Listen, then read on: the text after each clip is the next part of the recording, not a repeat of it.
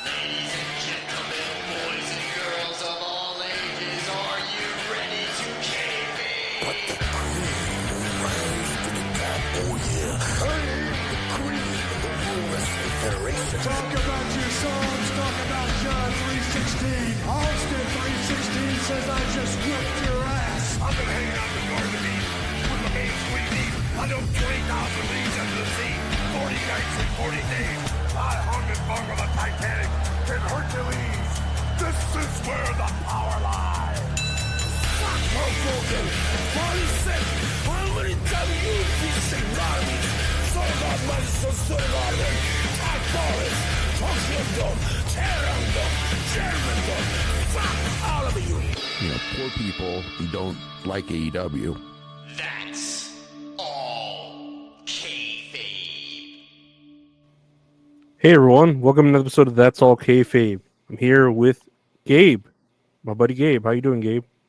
I'm doing fantastic, man. We had a long, lengthy conversation before we started recording, so I got I'm rejuvenated, man. I'm feeling great right now. Nothing can stop me. I was gonna play the new song we had where it goes fiend, fiend, fiend, Fade, fiend, fade, fade, fiend, fade. fiend. Yeah, Well, you know. yeah, straight up. It's late. Or the one we were in.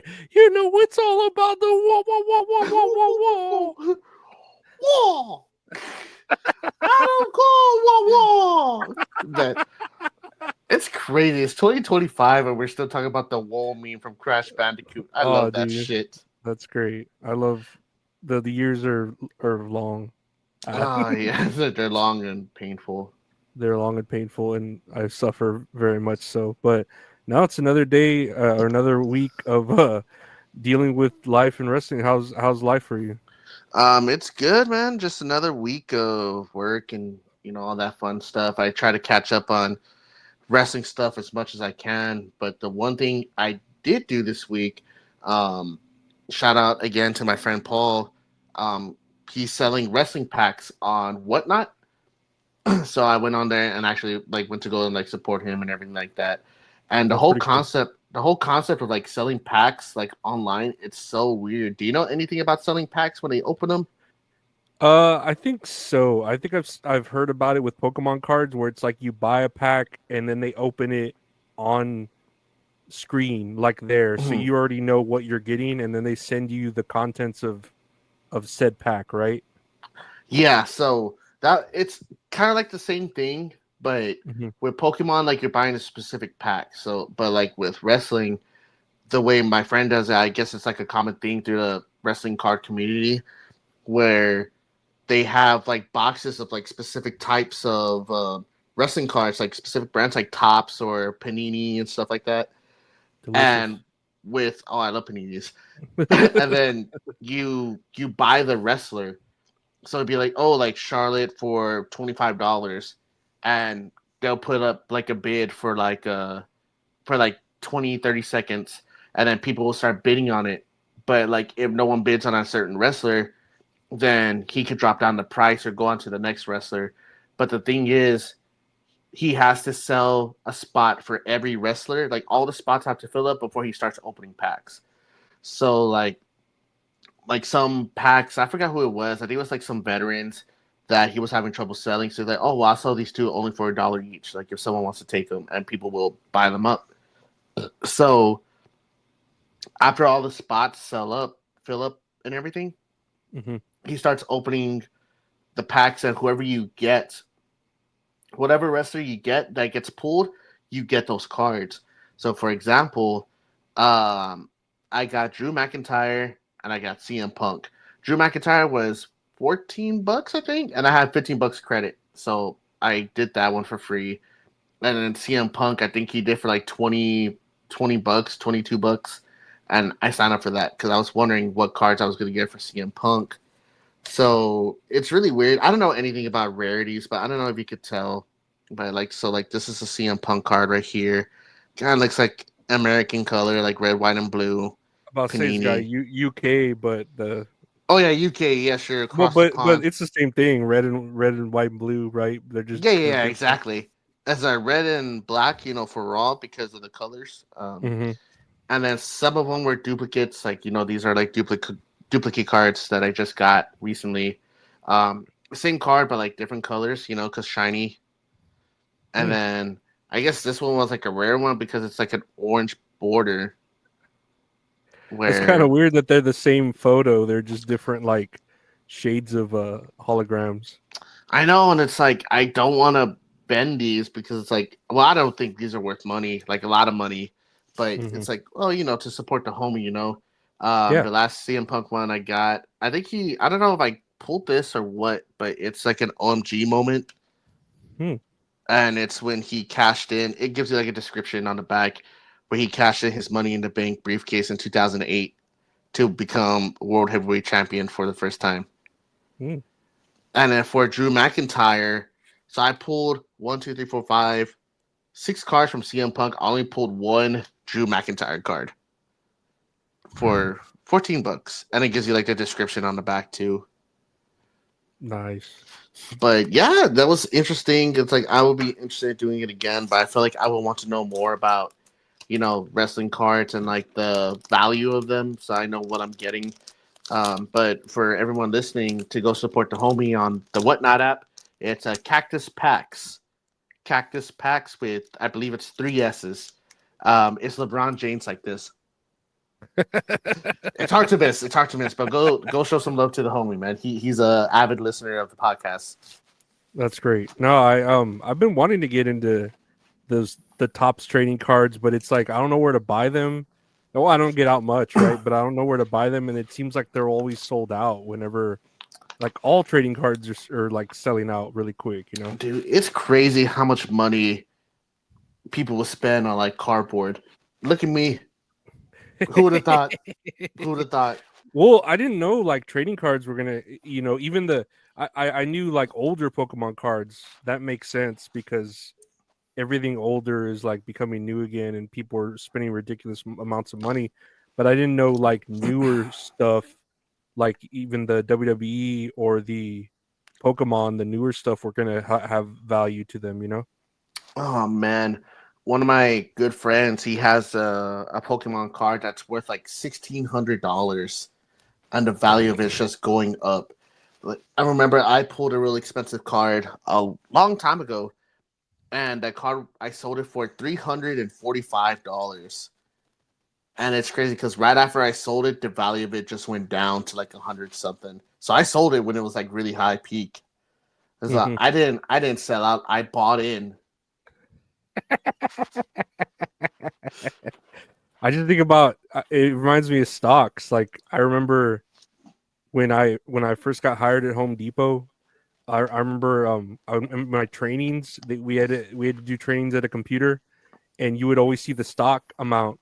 And when I first got hired at Home Depot, I remember the stock was $60 a share because I would see it every day for training, and that was in 2015.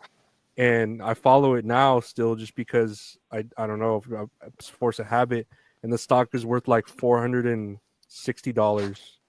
Damn, man. And I'm like, man, I remember having some stock too in Home Depot, and I just cashed it out. When it was like at 300 or something, like I was like, that's cool. I made some money. I'm gonna use it. Dude. It's a risk, man, but it's a risk I'm willing to make. There's breaking news here on real quick, and compared to like what you're saying. From Topps, the John Cena, Travis Scott, and The Rock 1-of-1 triple autograph card has been found by a collector on Reddit. Wow, I was just thinking about that one too. 1-of-1. That's fucking crazy. It makes me think of Post Malone and the One Ring for Magic. Do you ever hear about that one? Did he find that card? Yeah, so for those out of context who don't know, like Magic the Gathering, another like card game, like a lot of people play it, like, but I think more people are trying to like collect it. They came out with a set specifically for Lord of the Rings, and they have like a serialized card of the One Ring. 1-of-1, kind of like this Travis Scott, Rock, and John Cena card. That's a 1-of-1, and people were buying the fucking shit out of this card. and they knew it was going to be worth a lot of money, you know. So I want to say this dude, I don't know if he was from Canada, but somewhere up north, ended up pulling the card. And Post Malone is a very, very avid Magic the Gathering player. So he contacted this guy and he was like, "Hey man, like I really want to buy this card." So he bought the card off of the guy for $2.1 million. Oh my god! Oh my Dude, god! I'm That's just like, life-changing money. honestly, man, it's definitely life-changing money. But any chance I would get to meet Post Malone, like that would be fucking sick. Oh yeah, I would make some other we gotta meet. You gotta come over here in person, and you gotta shake hands with everyone along with the money. You know. Dude, I know I'd be so nervous, but I'll set up like little packs of like Capri Suns because I feel like Post Malone likes Capri Suns. I have like 3 boxes of Little Caesars pizza because Little Caesars is good. Crazy bread on the side, you know, just in case he's feeling a little spicy. You know, just make him feel at home. Make him feel at home. Yeah, he's But like, yeah, oh, I fall apart.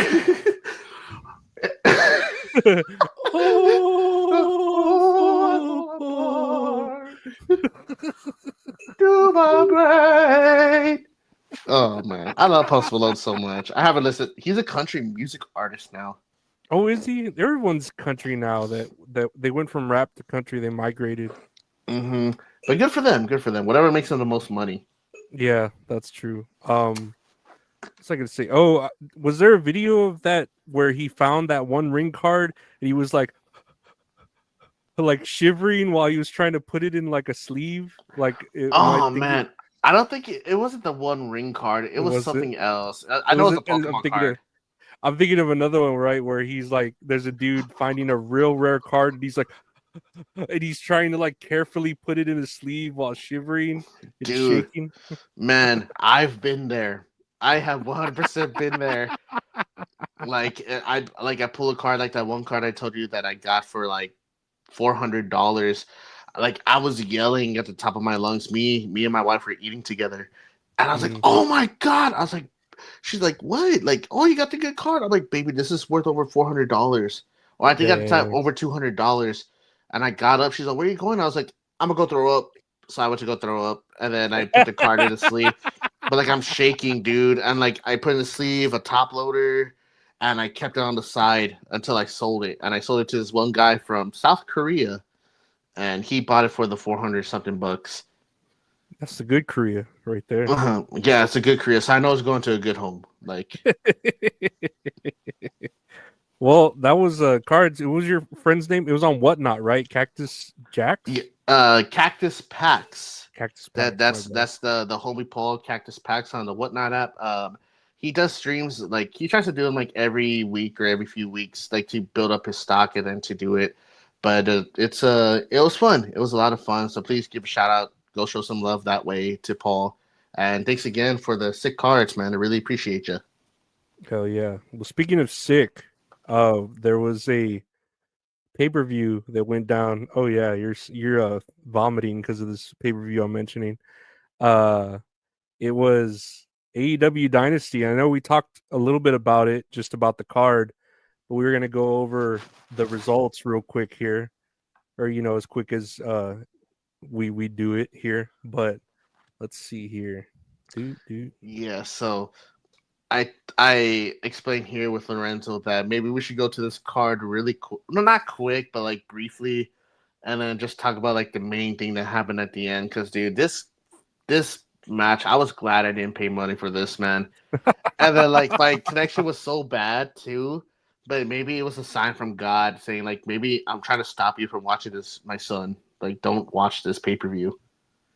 Oh, you know what? Before we get into this, and I'll leave it here. I just want to talk about the little bit of wrestling that I did watch. Oh yes, go ahead, please. Just a little bit though. Like, so I'll say that before I did watch like the pre-show for Dynasty, but we'll talk about it in a little while.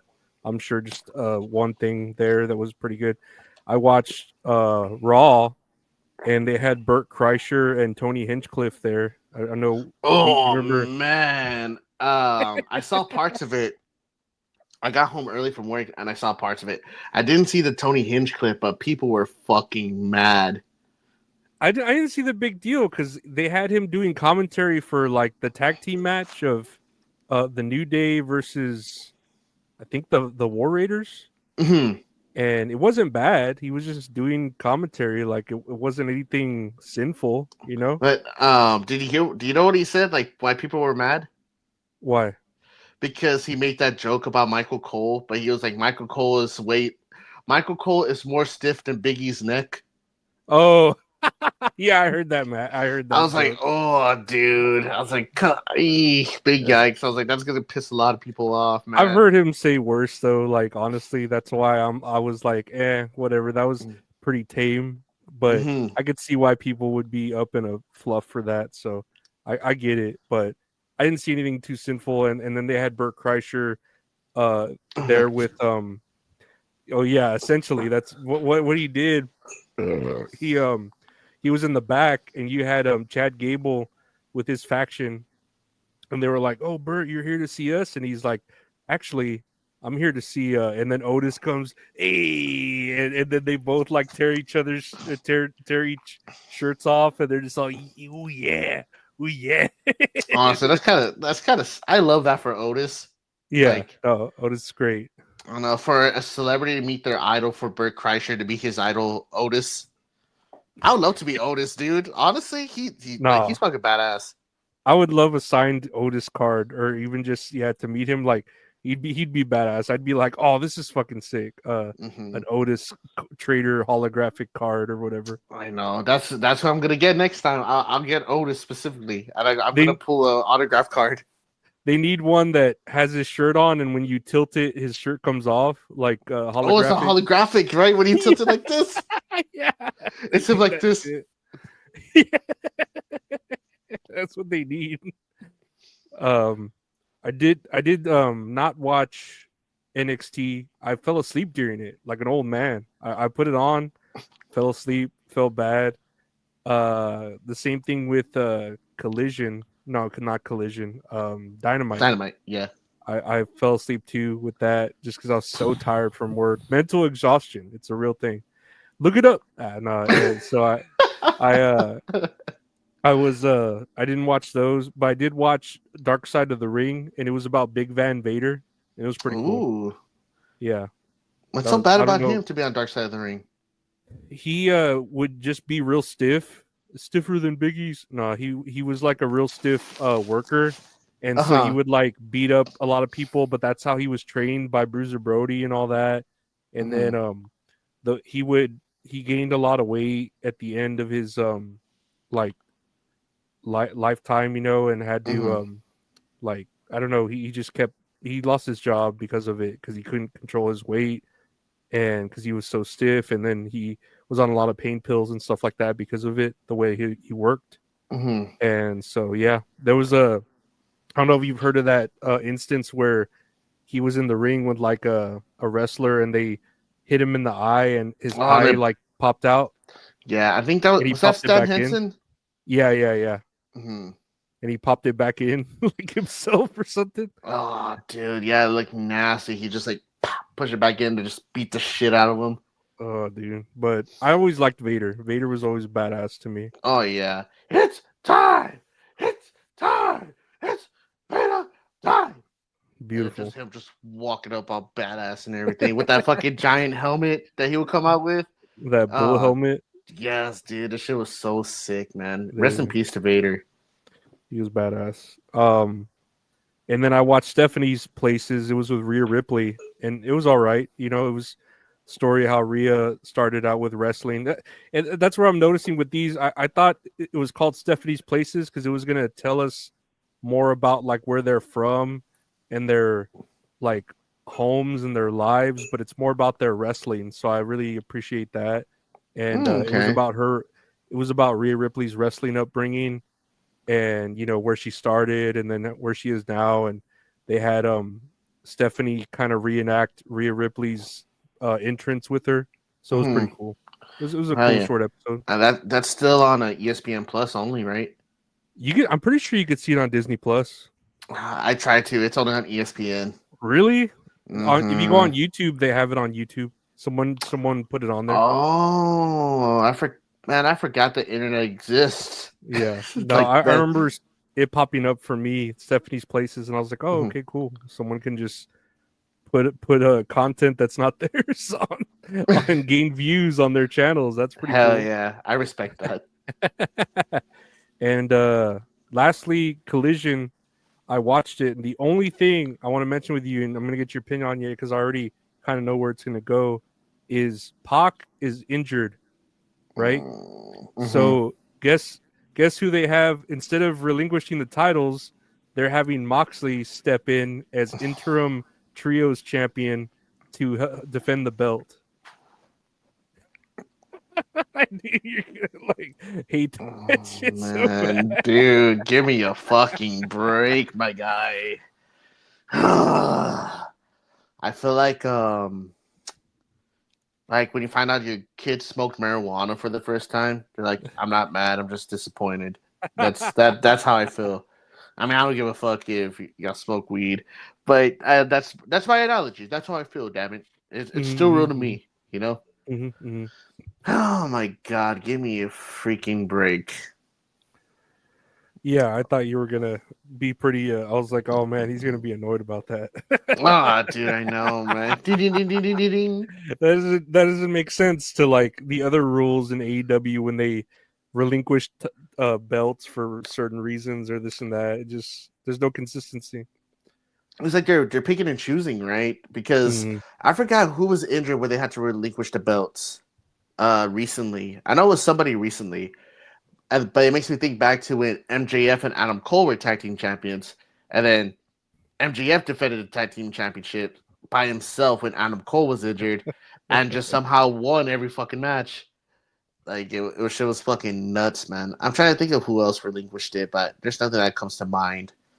I think Thunder Rosa, I think she relinquished the belt, but she was like, CM Punk, they both relinquished it. Yeah, you're correct. Mm-hmm. Yeah, I don't know. It just doesn't make sense to me, but that was all my notes on current wrestling other than where's Sky Blue. I was Where's Sky Blue, man? I don't know. I was thinking about her because Jamie Hayter just wrestled Billy Starks for the Owen Cup. One of the fucking tiers. I don't know what you call it, right? And Jamie Hayter won. Nice.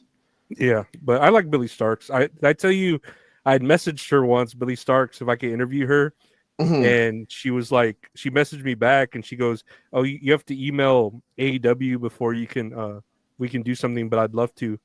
And I emailed AEW and never got anything back from them. So I was just like, "Oh, wow," because they know we talk shit sometimes. That's why. That's why they know, dude. But here, it's no hate to Billy Starks at all. We're at Billy Starks stands over here. Oh yeah, on this podcast. So if you want to do that to your talents, AEW, we don't want to give them the fucking exposure they deserve.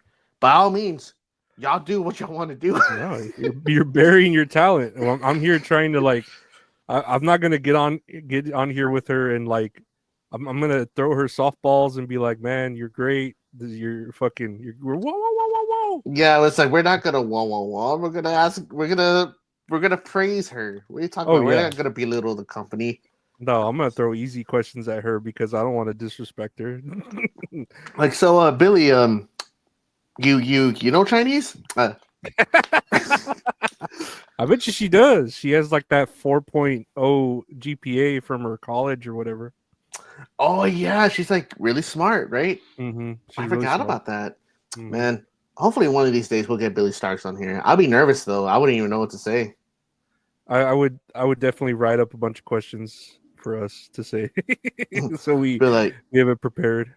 It's like, what's your favorite body part to do a submission on, and why is it the lower back? I'd why probably is it the ask sharpshooter? Ask her about Mario Kart. What's your favorite Mario Kart character?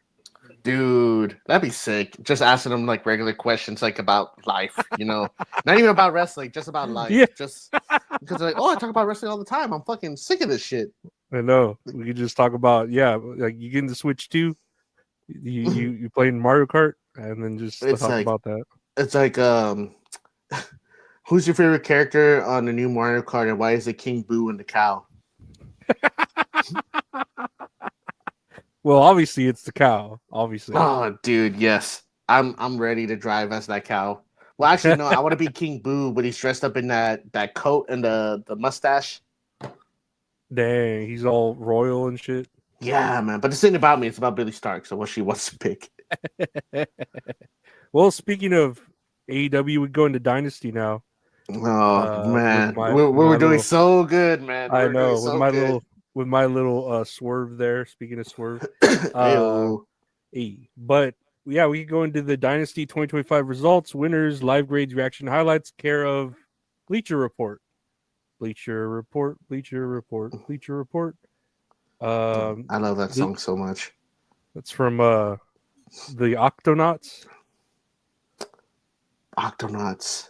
It's my niece used to always watch it. It's like a kid show. I don't even think I've heard of that in my life. It sounds It's familiar. I cute. was thinking of Wiggles. No, it's Octonauts. It's a cute like 3D generated cartoon. It looks good. It looks Okay, good. okay. It's a good looking cartoon. 0 Hour, Nick Wayne and Crew, not CRU, Crew versus AR Fox and Top Flight.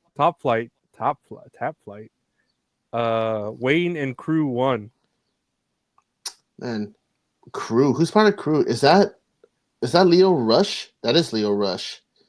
I don't know that Andrade, Action Andrade. Man, that's where he's been at. I was thinking about him the other day. They are named Crew now. Because everyone wants to be in a faction now, right? Everyone's just a Mhm. makeshift tag team. That's the one thing that bugs me about tag teams are just thrown together. Like they all need names for some reason. It's crazy. Hey, man, that's they need to fucking copyright something, I guess, at the company. Man, I actually like Top Flight and AR Fox. It fucking sucks that Top Flight's back on, the pre-show. I like Top Flight. And AR me Fox too. is pretty cool too. Yeah, no, I like them. Sucks that they lost because Nick Wayne or whatever. Yeah, the teenager. Oh well. Next, and I watched this part where Max Caster had his open challenge, where he's been jobbing out to a bunch of people, and this new music played, and everyone was like, "Huh, who's this?" And it was Anthony Bowens, and he came out with Billy Gunn. Man, I missed Anthony Bowens. Me too. It was funny because I was watching the same pre-show, like exactly at the spot, and then I was watching it with my wife, and she's just staring at the TV. She's like, "Isn't that the guy from the Scissor Gang?" And I'm like, "Yeah, the Acclaimed." Like, "Oh, what happened with them? Are they doing good?" I was like, "They're doing all right. They broke up." She was like, "How long ago?" And I was like, "It's been some time, like a few months already." Like, "What happened?" I was like, "Your question is as good as mine, baby. I don't remember." They just broke up. Yeah, they were. What was it? Max Caster was like having trouble with his raps, and he was just getting mad, I guess, and they just broke up. Man, I miss the Acclaim. I actually really like them still.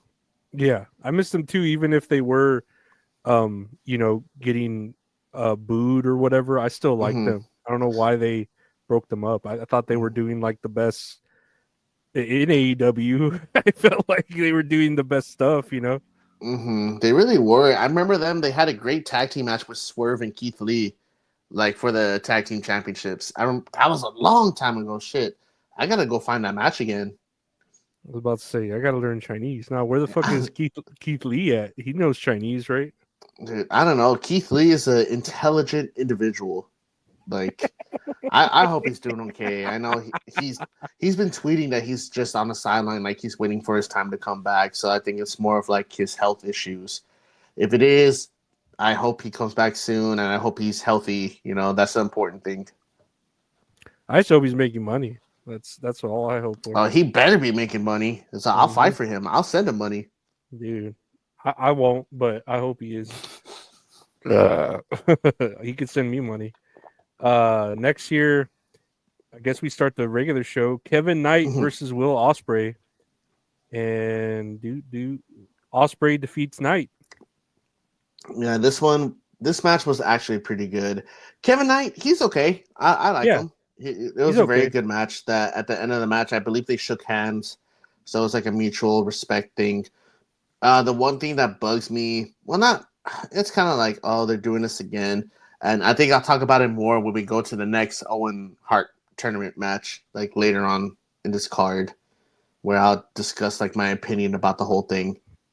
Okay. No, I just kind of hate how they're like building up Kevin Knight by like having him just shake hands with everyone. Like after when he loses, right? He loses. They're building him up. He loses, but then they're like, "Oh, you were a worthy opponent," but he keeps like losing. You know? He's like, "You sure, man?" He's like, "I'm getting my ass beat over here, dude." It's like, yeah. Imagine if they did that with like Penta, you know, where it's like, oh, bring him in. Oh, the newest guy we just signed, Penta, and he keeps losing and losing, but he keeps like shaking hands with everyone he loses, and oh, he did such a great job. Top talent. I don't know. Man, they're doing that with somebody. They did that with somebody on Friday. Who's that? Humberto. When he fought Rey Fenix. Did you see? Oh yeah, but he didn't want to shake hands with him, I think, right? Yeah, he didn't want to shake hands with them. That Santos Escobar made him shake hands with Rey Fenix, and he was all upset. And then Santos Escobar was like kind of like belittling Berto in the back, and then Andrade shows up. I fucking miss Andrade, and like he started talking to Berto. He's like, "Oh, like get on my face! Like I don't want to talk to you." And I just miss Andrade. I want to see him on my TV more often. Andrade's cool. Yes. I feel bad that him and Charlotte didn't work out, but oh well. I'm available for Charlotte if she needs if she needs a shoulder to cry on. I'm here for her. Yeah, it's like we'll like Lorenzo will be here. I'll take a sign the next time a wrestling event. Was it, will you marry Lorenzo? Yeah, I'll be in her DMs. She doesn't need Kaiser. I'll be in her yes, DMs. random citizen. Sure, why not? I've already married 3 guys. Why not marry, four times the charm. Woo! Next here, the Hurt Syndicate versus Branches of the Learning Tree. That's what it says here. Oh man, I hate that name. Why did they need the fucking Big Bill? That's his name. It's Big Bill. It's Big Bill. It even says Big Bill and Brian Keith, but they put your Branches of the Learning Tree. I knew the Hurt Syndicate was going to win. They need to win because they're badass. So with this match, MJF appeared in the crowd and he hit Big Bill with the ring and knocked him out. So the Hurt Syndicate were able to take over Brian Keith and win the match. So I think that's more implications that MJF is trying to join the Hurt Syndicate, if I remember correctly. Yeah. But this match was okay. It was solid. It was real solid. I'm not gonna boo Shelton Benjamin or Bobby Lashley. We love Bobby. Oh, do we love Bobby? And Big man, I just love Big Bill, man. I hope he's okay. I'm glad he's doing good. Yeah, I mean, I like the Hurt Syndicate. They're fucking cool. We hurt people. We hurt people. We hurt people. But hurt people.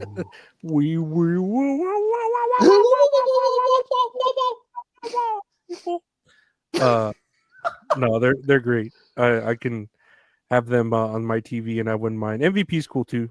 Yes. So now the next step is to see what happens with MJF and the Hurt Syndicate. Next here, Mercedes Moné versus Julia Hart. And guess who won? Mercedes Moné defeated Hart. Wow. I didn't get to see this match. This is where my internet started fucking up. So I didn't know if it was like a good match or not, but I heard it was pretty okay from what was displayed. But again, it's just she's winning all the time, dude. I know this wasn't a championship match, but it's like, damn, like why does she need to win this shit too? To have more belts. And I don't know, man. I could talk about I don't think this is what you were going to talk about with the Owen Hart Cup, but I hate that it's a cup. I hate that. Do you think it should be a belt or a cup? I think they made it a cup so that way they could fight for like a major championship, like like the women's championship and the men's AEW championship. Which it doesn't bug me. Like I think when they first did it, because I think Britt Baker and Adam Cole won, and if I remember correctly, they were given belts. Yeah, they were belts. And were they given title championship shots? I don't believe so. They just made that. I don't know if that was last year a thing, but they just made that a thing where if you win, you get a title shot. I mean, it doesn't bug me. I think it makes more sense that it's a cup instead of a tournament. Yeah, yes, you're right. I don't know. I see a cup and I'm like, are they going to carry that thing around? It looks stupid, but I don't know. It should be a cup that like nobody wins. You know what I mean? It just like stays. It's just a prop. You know?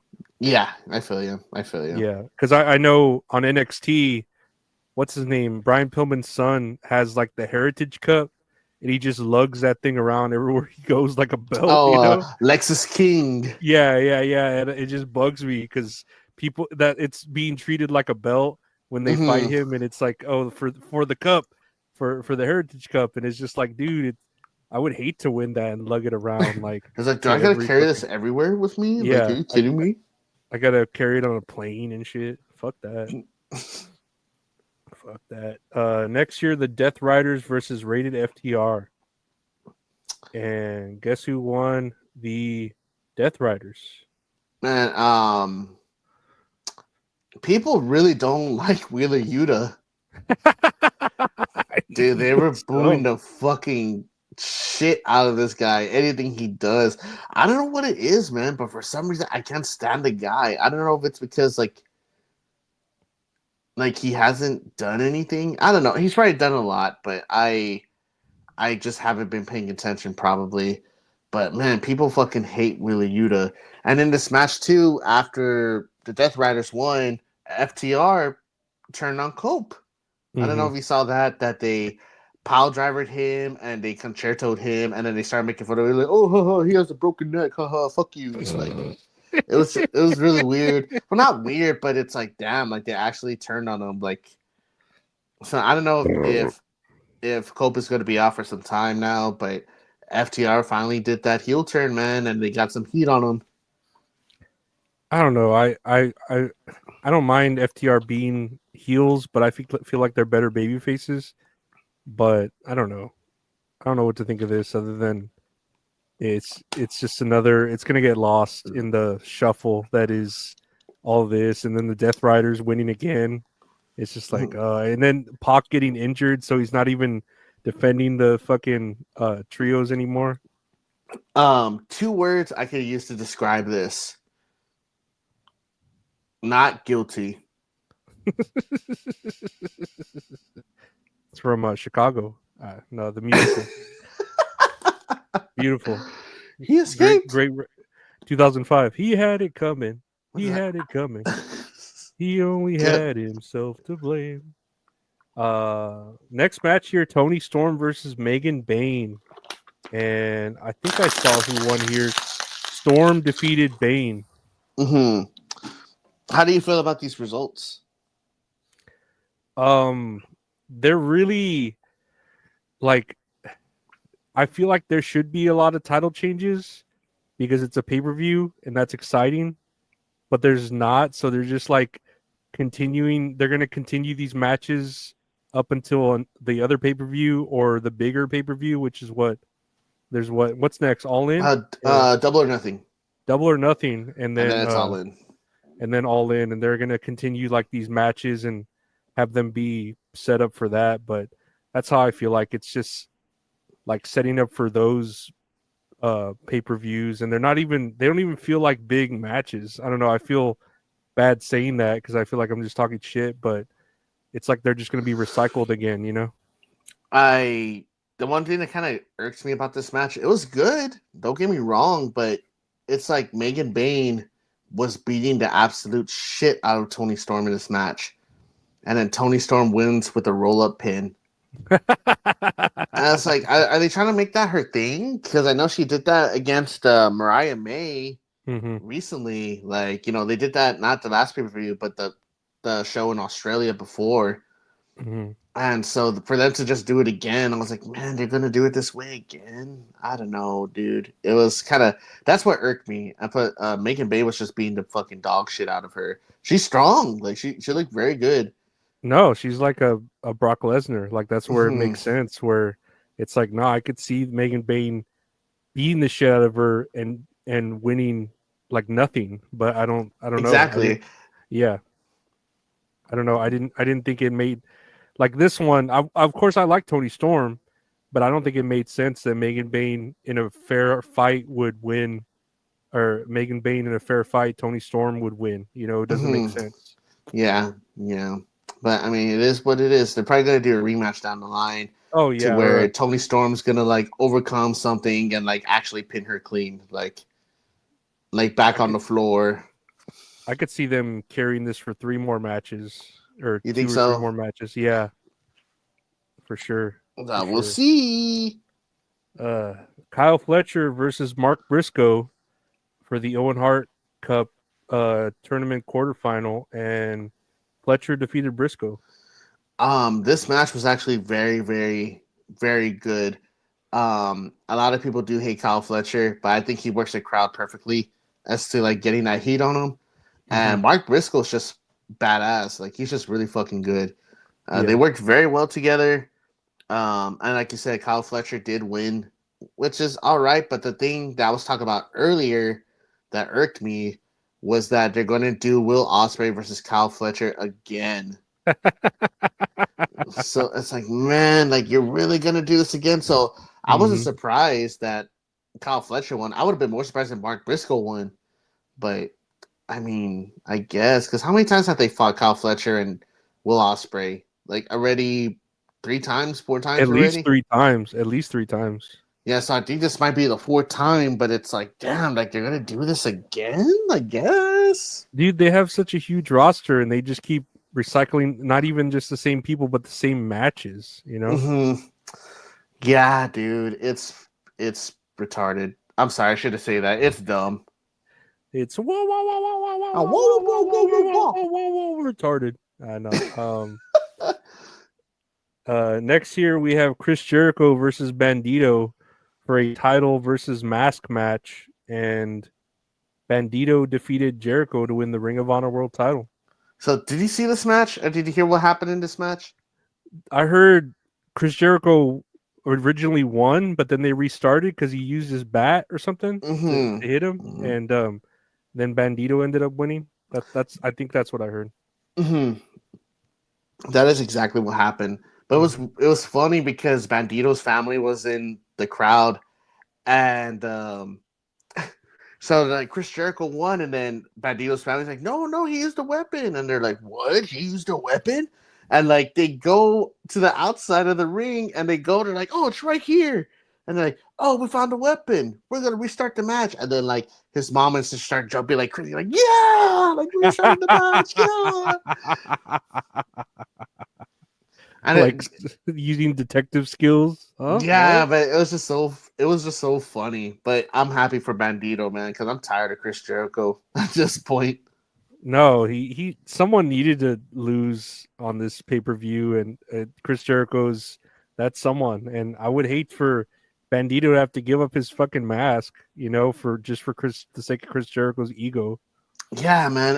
If he did, that means he has to retire because that's what Lucha Libre is all about. I mean, that's tradition, right? It's tradition. You want him to retire at a young age, Jericho? Chris? I mean, he could come back as another masked person, but you know, if you already got a good gimmick, why give it up? Exactly. But I'm happy for Bandito, and I heard Chris Jericho's gonna be taking some time off to tour with Fozzy. Oh, You're my enemy. It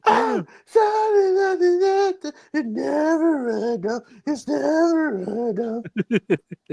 What the fuck is up? Chris Antonio! Hi guys. Speaking of matches that have happened over and over again, next year, Daniel Garcia versus Adam Cole in a no time limit, no outside interference match, because the last 2 matches they had, the first one was disqualified for outside interference, and then the next one had a time limit That's fucking funny. cut off. So this is the third match, and I do believe Adam Cole baby won. Yes, he won, and he's the new TNT champion. This match was okay. It wasn't bad or anything, but it was kind of just forgettable. And I don't really think that's any of the guys' fault that it's already such. I mean, it's a common denominator where it's like it's just a stacked card, stacked roster that a lot of stuff has more time than this match to be putting on like a good performance. Not saying they put on a bad performance or anything, but it's like a lot of people are already hyped for Ospreay, for Tony Storm, Copeland getting turned on by FTR. So it's kind of like it outweighed Adam Cole winning the championship. But I'm happy for Adam Cole. That's good for him. Yeah, the stakes were pretty low on this match compared to other ones, but yeah, I'm glad there was another title change at least. And not that I don't like Daniel Garcia, and I don't mind him being the champion. I think he's cool too. It's just I don't know. I like Adam Cole. I make fun of him a lot, but I like him. Yeah. No, I love Adam Cole, man. They're re-showing on NXT like all the takeovers, like a marathon of them, and it's live. So I was watching it, and it's like Black and Gold era, like Adam Cole, Johnny Gargano, and then man, Adam Cole is just so fucking good. Like in that era, like untouchable, Mm-hmm. And it's just like, not saying he's forgettable here, but it's like, man, like a lot of that aura, like it's not there anymore. Mm-hmm. I don't necessarily think that's his fault either. I just think it's just a presentation of the performers. Terrible. Next here, we had a three-way for the AEW International Championship. Kenny Omega versus Ricochet versus Mike Bailey. And let me guess who won. Omega. Omega defeated Bailey and Ricochet. Man, this was match of the night for me.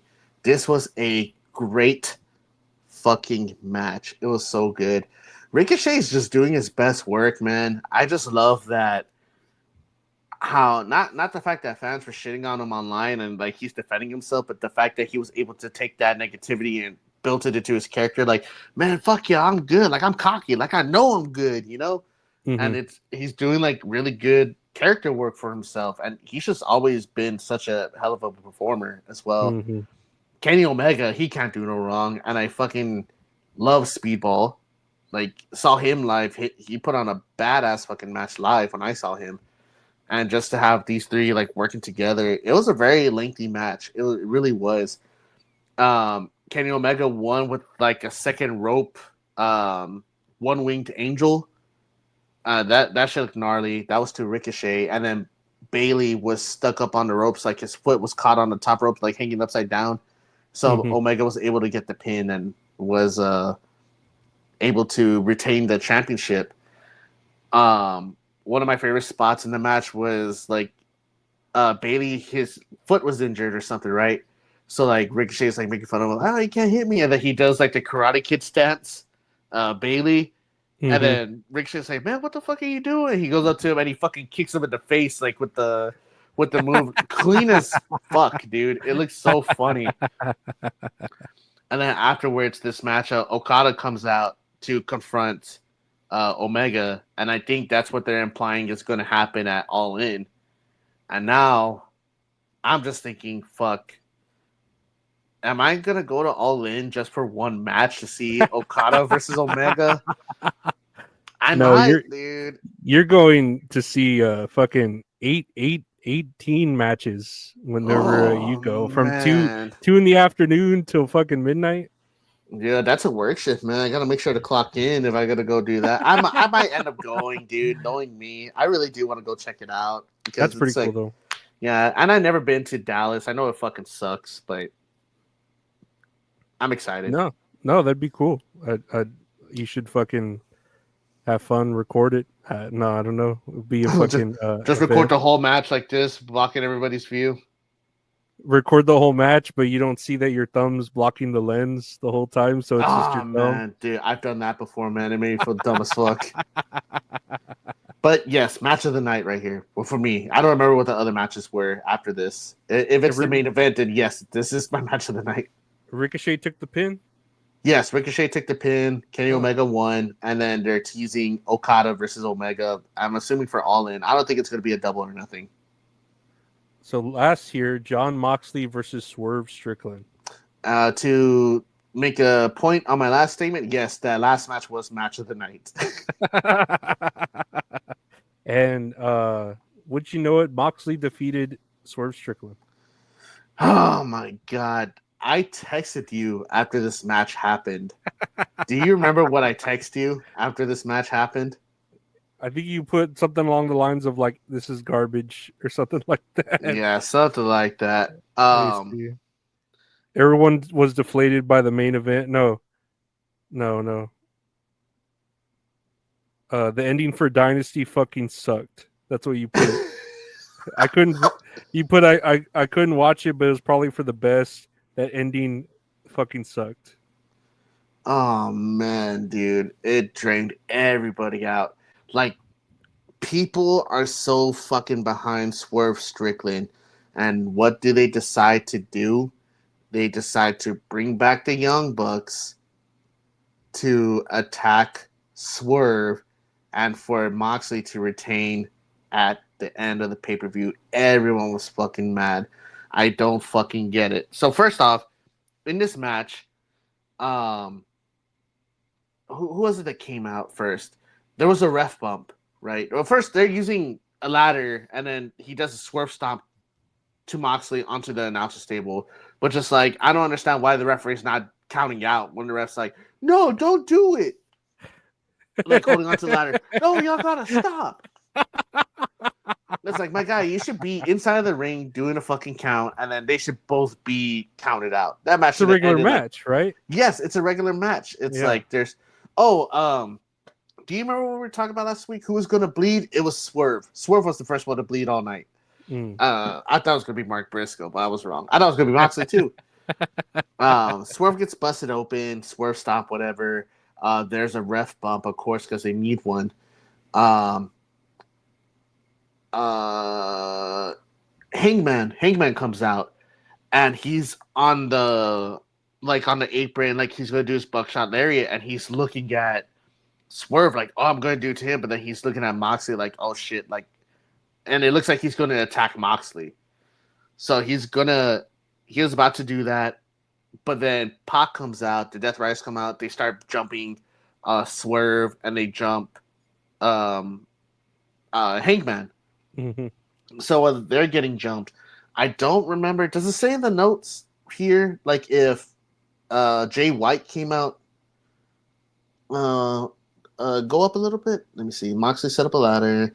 Set buckshot ladder. Both men got up. Dead Rider stopped him. Hangman took out all three and then hit dead on Mox. The ops ran down. Okay, yes. Okay, now I remember. So Jay White didn't come out, but they fought him off. Hangman, he was able to do the dead eye to Moxley, right? They're still fighting off the Death Riders, but then Samoa Joe, Shibata, and Hook come out to push all the Death Riders out. Swerve goes up to the top rope. He does the swerve stomp. The fucking lights go out, and when they come back on, it's the Young Bucks, and they got Swerve like by the wrist, like doing the EVP trigger, and they do it. They walk out, and then fucking Moxley, crawling slow as fuck, goes and he covers it, and then 1, 2, 3, he wins, and everyone's like, "Fuck, man!" Like, people were fucking mad. I was mad because first off, it's like the Young Bucks, I could deal without them now. Like, they were doing okay, doing whatever they're doing. It's like they didn't need to come back and to be in the main event spotlight. And two, it's like, man, you're still gonna have fucking Moxley be champion, man. It's like this belt that they have is the most beautiful belt like I've seen in like any of the companies, and we haven't seen it in fucking months because they want to replace it with a briefcase. That's the one thing that irks me too. And it's like you got someone so hot like Swerve just to lose like that, and it's like, what's the plan for All In? Like, are you gonna have Darby Allin come back to take the belt off of him? It's like, you can, but is that steam going to be taken off of Darby Allin, like that popularity, because he's been gone for so long, climbing Mount Everest? It's like for real. It's like I don't know if you know, but he's climbing Mount Everest right now. I That's why believe he's it. gone. No, I believe it. I didn't know. I remember that being a plan where he was going to do that, and then he hurt his like foot or something, doing something Yes. silly. He did something silly at work, and he hurt his foot. But I didn't know he was. That's the reason he was gone. I just thought he was injured. You know. No, yeah, he's gonna go climb Mount Everest. I think it's gonna be sometime soon. But it's like, are you gonna bring Darby Allin back to win the championship at All In? And it's like, is that steam gonna be taken off of Darby Allin because he's been gone for so long? Because people were hot for Swerve, they still are, and I think he should have won, rightfully so, at this pay-per-view. But from everyone running in, what I'm thinking is at the next pay-per-view, Double or Nothing, they're going to do another Anarchy in an Arena match. That's what I'm assuming is getting built up to. So I think it's going to be Young Bucks and the Death Riders and Moxley versus Swerve, Hangman, and then the Ops. So it's like a 5-on-5, I'm assuming, right there. 1, 2, 3, 4, 5, 6. Or maybe the Death Riders and the Young Bucks versus the Ops, which is them 3, and then Hangman and Swerve. So yeah, 5-on-5. But it's like, if y'all do that, fuck, man, it's going to be another month without the 8 or another few months. Like, we're not going to see the AEW championship for some time, dude. It's like, it doesn't make sense. I apologize for going on this rant, dude. But it's like, I was taking notes down. And it's like, dude, because I'm not going to remember any of this shit by the time this happens. Like, it irked me. I was really fucking annoyed. And, like, that's when I texted you. I was like, dude, like, this is so stupid. I'm drained out. I wasted time watching this. No, yeah, I think Swerve should have definitely won. I don't know why they would keep it on Moxley. And for you, like you said, you watched and the fans are just deflated afterwards with the fucking result, and it's just like, nah, fuck that. This is fucking bullshit. It 100% is, man. It's not fair to Swerve either. I fucking love Swerve Strickland, man. And it's like, I understand Moxley. He's doing his best as AEW champion, but you can just tell, like, the fans aren't for it anymore. Like, and just for you to continue on with the storyline of him keeping the belt hostage, it's ridiculous, man. It's crazy. Well, that was AEW Dynasty. I mean, we have a little bit of like topics from that as far as you know, John Moxley. You had sent me this about him winning the fucking title again, or having the title. It says here, John Moxley has been reportedly planned to have a lengthy title reign, and there's no backstage talk of a plan for Swerve Strickland to win at AEW Dynasty. AEW has reportedly internally claimed that Moxley's title reign has caused live and DVR quarters to climb despite the disconnect with the online audience. So apparently his reign is being okay with the TV audience, but the online audience is acting different. Do you think this relates to that term that any publicity is good publicity? Where it's like, even though fans are shitting on it, I think that's what's forcing fans to tune in to see if he's actually going to lose the belt. I think certain fans, and I don't know what they would call, you know, like live and DVR quarters to climb. I don't know how big of a climb that would be with him, but it could just be that they're positioning Moxley at the certain time when people care to tune in, you know, because they always have them at different times, whether it's the beginning. It's not consistently at a certain time. It's either they throw them where they think they're going to do the most views and they end up doing it. So it could just be strategic on the other side rather than it being Moxley that's bringing in the numbers, you know? Mm-hmm. But I don't know. I don't see the I mean, obviously from you, I could see the disconnect from what they're speaking of, and the online audience. I see it too, where everyone's like, "Dude, just put it on Swerve." Like, what? Why is that such a bad thing for Swerve to win the championship? Like, he would be a good fighting champion, and you keep fucking that up, you know. And you could have Moxie do other stuff, or you could have him be still with this Death Rider thing with the trios. You can, I don't know. There's a lot of things you can have him do where he doesn't need the belt.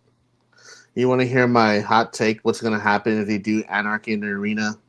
What's that? That the Young Bucks and the Death Riders are going to win, but it's because Jack Perry is going to return. That's how I feel is going to happen. That's what I think is going to happen. Where's he at?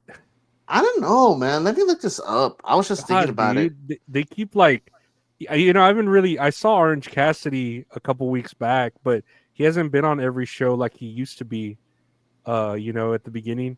And I'm like, well, who did he piss off? You know, for him to just be on the show like once every, four weeks or whatever. But I mean, if he's still making money, and then I think Danhausen's probably injured or something, right? No, Danhausen is okay now, I believe, but he hasn't been used in months. I just saw a post about it that he showed up on ROH to curse somebody, and that's it. That's all he needs to do. Okay, never mind. I'm satisfied with his in-ring abilities there. Like, okay, no, he's still good. Let's see, real spoiler. I don't think he's joined the Death Riders. Let me see. Nah, yeah, I don't think anyone knows where Jack Perry is at. It's taking me to Reddit. Where the fuck is Jack Perry? What the fuck? Like, there's no location on him at all. He's throwing away his cell phone and shit. Dude, what if he goes to Mount Everest and like pushes? Oh no, he's gonna kill Darby Allin. He's gonna save him. He's gonna suplex him off of Mount Everest. He's just gonna get on the top and no, don't do it. Oh my god!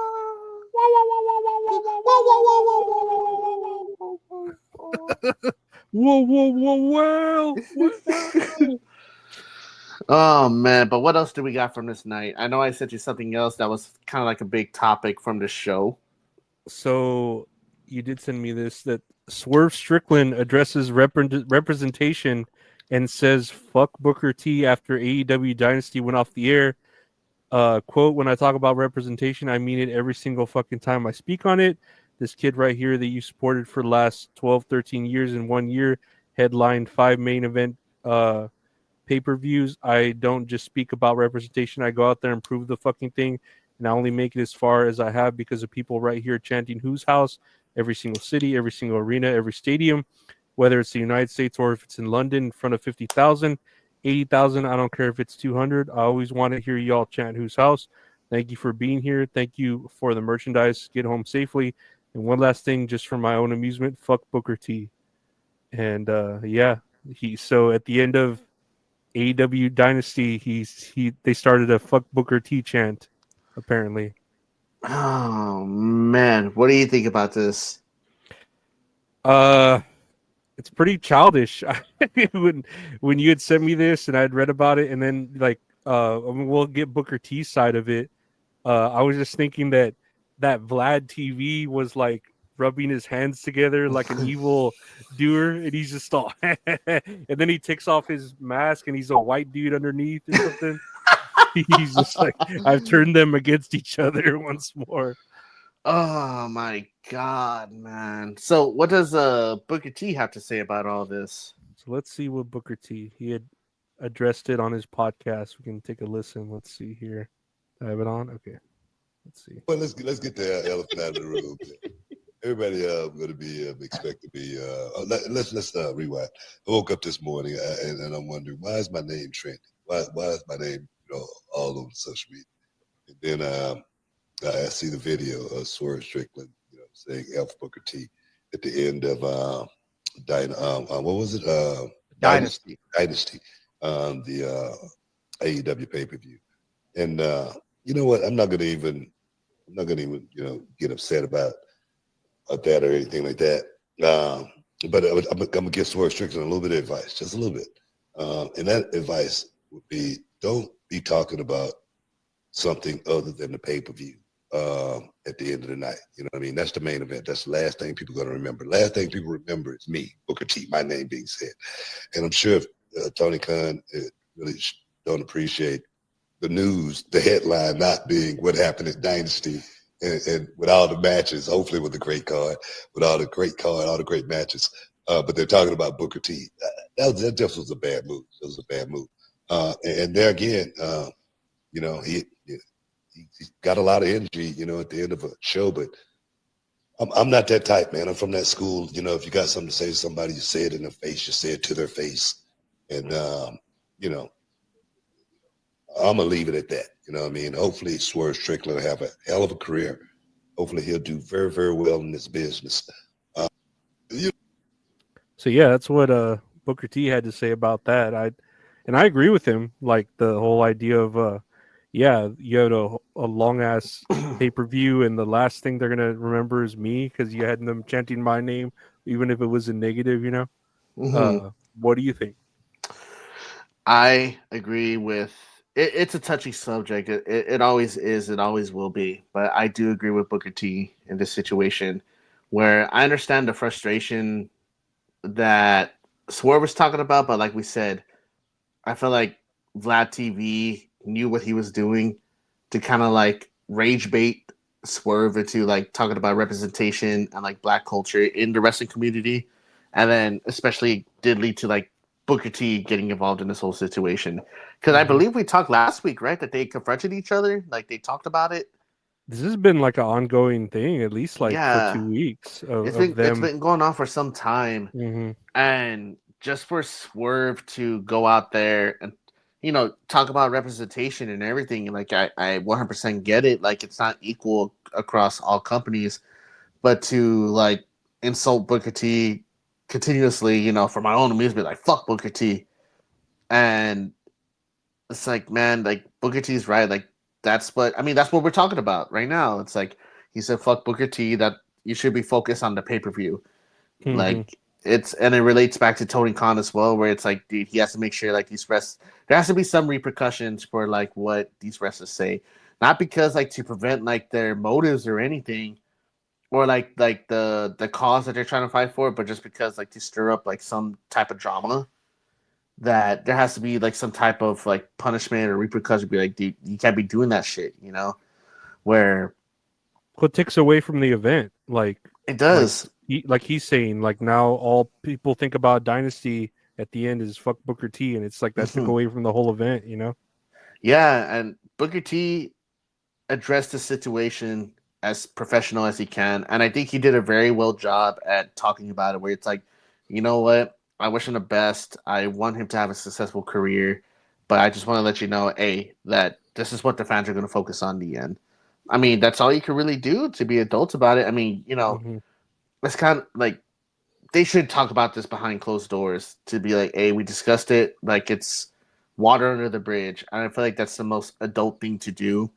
But I know just to get like people talking, it's like, you know, like drama gets views, it gets eyes on the product, but it's like not all eyes are good eyes, especially because it's like, man, like now we aren't talking about the Young Bucks returning. We're not talking about Moxley winning. We're not talking about that great match that happened between Omega, Bailey, and Ricochet. We're talking about Swerve Strickland saying fuck Booker T. And I don't want to talk down on Swerve. I fucking love Swerve Strickland. He's like one of my favorite wrestlers right now in AEW. And it just sucks that, you know, for it to get to this point where it's like kind of like a little bit childish instead of talking about it like adults. No, it sucks that this all stemmed from that Vlad interview that I'm pretty sure Booker T was like, nah, don't do it. He's trying to bait you. And then what do you know? Like he's really turning them against each other, you know? And it's just you got shucky ducky quacked. Well, it's like, honestly, like what did Booker T like specifically personally do something to Swerve? You know what I mean? Like that's the question, I think. And it's like, no, he didn't. There's a lot he did. I don't know who's calling me. There's a lot he did for the black wrestling community, Booker T, but you're putting it all on his shoulders like you should have done more, Booker T. And it's like, dude, I did as much as I possibly could, if not a lot. You're trying to say, oh, I should have defeated racism. And it's like, dude, there's no way, like if I hadn't played the game like I did, I would have even been like something of a like a not an idol, but like of a person that could have opened up the doors I did for the black wrestlers without having to play the game that I had to play. And I'm basically making it to where the same black community of wrestlers don't have to play that game that I had to play. You know what I mean? They have more opportunities with less racism, but I did what I had to do because that's where I was brought up. Like, I wasn't about to, like, he's not going to be like Martin Luther King on the fucking front lines getting hosed or whatever. You know what I mean? Like, I think he did like a lot for wrestling as far as like a black wrestler.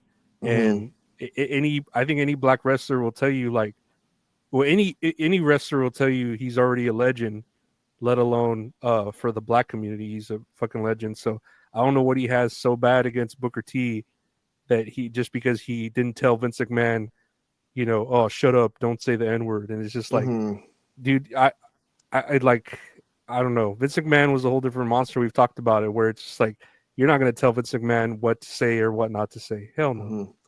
And it makes me think too that, how we say Swerve is putting all this blame on Booker T. It's like, yes, like Booker T experienced that, but it's like, let's think about like the 90s. Like, Booker T was also part of that. Like, it was probably like a lot worse in the 90s than it was in the 2000s.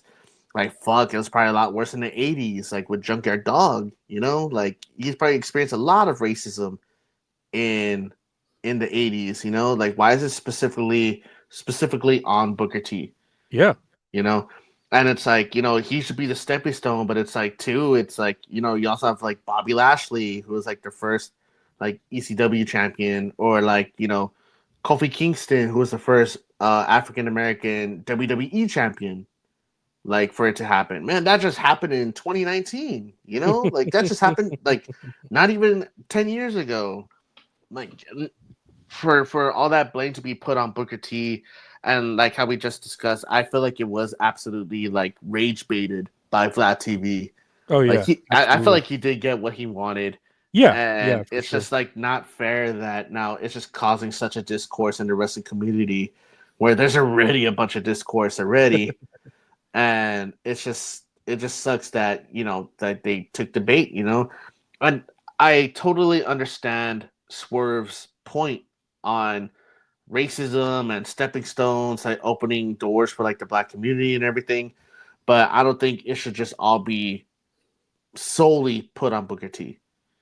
And like this whole situation, Booker T handled it. Like, I think he handled it pretty well, if you ask me. Well, and I think also Booker T is doing a tremendous job in opening doors, not just for the black community, but for everyone. Like, he's got all his wrestling schools. He's still like in with WWE, and he's got like an ear with WWE and an ear with other wrestling companies, like his Reality of Wrestling or whatever.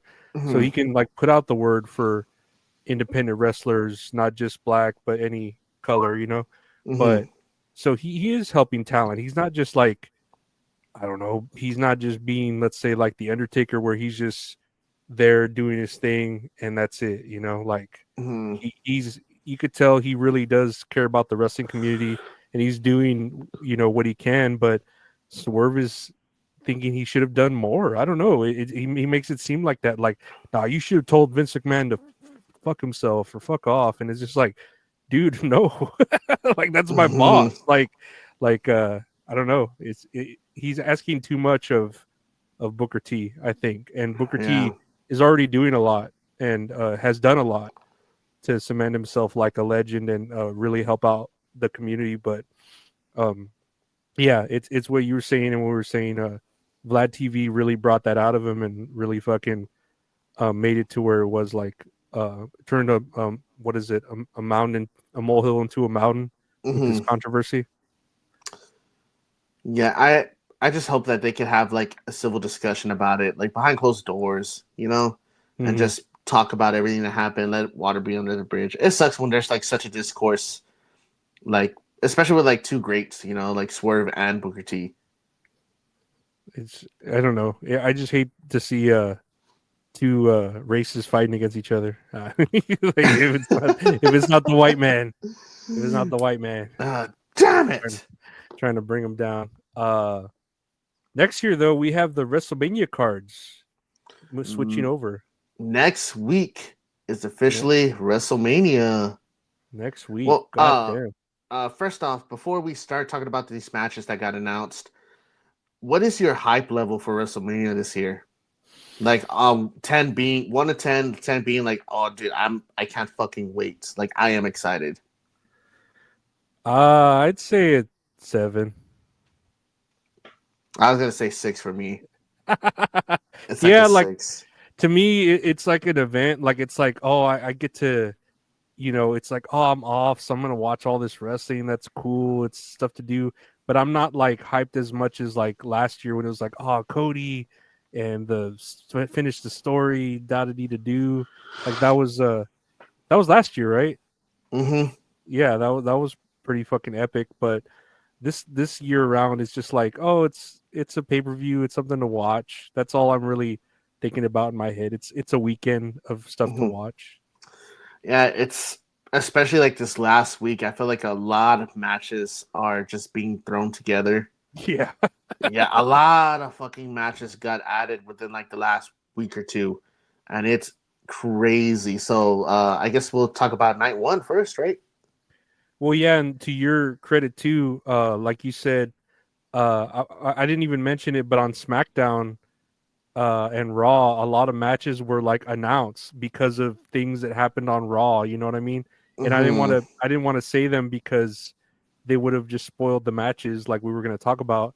But a lot of them on just the last Raw and SmackDown were just like, El Grande Americano versus Rey Mysterio. Like that was announced on there. It was who was it? Rey Mysterio was like, I don't like this El Grande Americano. I need to fight him, and he's just like, all right, well, you can fight him at WrestleMania. Okay. Like that was it. Like it reminds me of like wrestling in like the early 2000s. It's like they just threw matches on there just because, like, so little build. Like I understand maybe Jay Cargill, Naomi, Tiffany Stratton, and Charlotte, Jey Uso and Gunther, and then the main event here, which is CM Punk, Roman Reigns, and Seth Rollins. But like the last 2 weeks that we just talked about, LA Knight versus Jacob Fatu for the U.S. Championship, El Grande Americano versus Rey Mysterio, and then for the World Tag Team Championship, New Day versus War Raiders, which I fucking love War Raiders, but it just sucks that, man, this was just so thrown together like last minute. And it was crazy because I think like a few weeks ago we were just talking about like where has New Day been? They haven't been showing the pay-per-view, and then to be given the WrestleMania spotlight, I'm happy for them. Don't get me wrong, but it goes back to the topic we were talking about, where it's like everything's just thrown within the last 2 weeks. Can I say though, I do kind of want to see El Grande Americano versus Rey Mysterio. Like, I don't know if I want to see it at WrestleMania, but oh man, I do want to see the match. I don't know if he's deserving of a WrestleMania match. You know, my gripe with this match, it's like, I mean, don't get me wrong, El Grande Americano's good, but where the fuck is Chad Gable? I saw tweets like that. He needs his flowers. He needs his WrestleMania moment. He needs to be on the card. He's missing another WrestleMania. This is bullshit, Triple H. Obviously, he's got his favorites. No, but yeah, I completely agree with you that like a lot of these were thrown last minute, and then the other ones were like, okay, planned like beautifully, like a delicate dish, you know. The other ones were just like, thrown together in the microwave, you know. Okay, let's just throw it there. Because at least 1, 2, 3, 4 of these matches had build-ups for like months already, and then 3 of them were thrown together within the last couple of weeks. But this is night 1, so it's for audio listeners. We have night 1 card right here, starting from the bottom to the main event: the World Tag Team Championship, New Day versus War Raiders, Jade Cargill versus Naomi. World Heavyweight Championship match, Jey Uso versus Gunther. The WWE Women's Championship match, Tiffany Stratton versus Charlotte Flair. El Grande Americano versus Rey Mysterio. Hell yeah. The U.S. Championship match, Jacob Fatu versus LA Knight. And then the triple threat between CM Punk, Seth Rollins, and Roman Reigns. That's all for night 1. I mean, I don't know. What match are you hyped for? The main event The probably. main event. The main Yeah, event. the main event, and then Tiffany Stratton and Charlotte Flair. Like, I want those to be good matches. I want the El Grande Americano Rey Mysterio match to be good. I want that to be the sleeper, for sure. But yeah, I'm probably for more. More hyped for the Tiffany Stratton match. I want that to be. I hope it's good. I'm gonna like watch that, hoping that it's good. You know. You know what other match I really hope is good because people are shitting on it? It's Jey Uso and Gunther. I want that one to be good just because I don't think everyone's it's gonna shitting on be Jey good. Uso. I I don't don't think know. it's gonna be good. That's what I'm hoping. My expectations are low, and then it blows me out the water for it being a slobber knocker. It's called his name's main event Jey Uso, and he's gonna be like right behind, right after El Grande Americano. Oh Versus man, that's not fair, man. So I was talking to my brother Richard, shout out to Richard, Mhm. that he was watching a Royal Rumble the other day, I believe, and they said that when they announced the Royal Rumble match, that it was for a shot at the WWE or World Heavyweight Championship at WrestleMania. They didn't say it was for the main event. Mm. And I was like, you know what? I should go back to this year's Royal Rumble to see if they said the same thing. Because I don't remember if they said that or not. I was like, I feel like they did say it was for a main event spot. Hmm. I Did don't they know. say that? Do you know? Oh, you didn't. You No, didn't I'm investigate. gonna go back and check today, and I'm gonna text you and I'll let you know what it says. Well, that was night one, which is on Saturday. Uh, which they also have stand and deliver right in the middle of the day, and then this in the I think it afternoon. starts at like 10 in the morning for stand and God deliver. Well, 10 in the damn. morning for us. Man, I'll be awake. I'm gonna watch it. That's my work shift for the day. I'll be awake too, but I'm just like, man, that's a whole day of wrestling. I mean, that's cool because it's Mm-hmm. NXT and WWE, so that's pretty cool. Yeah. And then here we have for Sunday, uh, which is the WrestleMania. This is the true main event card. And I don't know what you call Saturday or Sunday, but they have 6 matches. I don't know. They don't have the names, but I'll try to read them here. Women's Tag Team Championship. Raquel Rodriguez and Liv Morgan versus Lyra Valkyria and Bailey. You have a AJ Styles versus Logan Paul. You have a Sin City Street Fight. Drew McIntyre versus Damian Priest. You have a Intercontinental Fatal 4-Way Championship. Penta, Bron Breakker with the belt. Finn Balor and Dominic Mysterio. You have a Women's World Championship Triple Threat match. Bianca Belair, Io Sky, and Rhea Ripley. And you have the undisputed WWE Championship, John Cena versus the champion Cody Rhodes. I think a sleeper match that's going to be very, very good is going to be that street fight match. I don't know. I think the sleeper is going to be the AJ Styles Logan Paul match. Do you think so? Yeah, Logan Paul's pretty athletic. I think that's going to be like a sleeper hit. Man, I forgot Logan Paul's been around, man. It's been I just get so lost in the mix of everything. It's insane. And like again, like the Fatal 4-Way match and then the women's tag team match just got announced this past week, I believe. Yeah. Yes, the women's tag team was this past Friday as of recording. Because they just had the women's gauntlet, and they just found out their opponents. And you know what's funny is that Lyra Valkyria and Bailey had just had a singles match because Lyra is the Intercontinental. Yeah. She's the champion, so they had a singles match for the belt, but Bailey ended up losing, and Bailey was all pissed off. But then Lyra was trying to shake her hand and say like, "Hey, we got to tag.